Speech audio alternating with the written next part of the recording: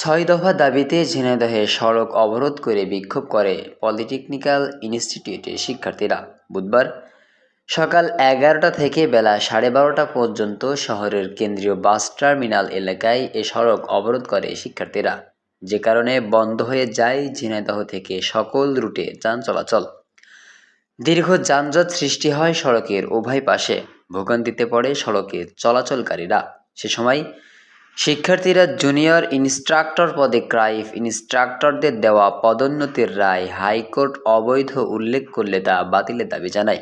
সেই সাথে কারিগরি ও উচ্চশিক্ষা মন্ত্রণালয় নামে একটি স্বতন্ত্র মন্ত্রণালয় গঠন, উচ্চশিক্ষার জন্য টেকনিক্যাল বিশ্ববিদ্যালয় প্রতিষ্ঠা, ডিপ্লোমা ইন ইঞ্জিনিয়ারিং কোর্সে যে কোনো বয়সে ভর্তির সুযোগ বাতিল করে বিশ্বের আদলে ৪ বছর মেয়াদী মানসম্পন্ন কারিকুলাম নিশ্চিত করা সহ তাদের দেওয়া ৬ দফা দাবি বাস্তবায়নের দাবি জানায়।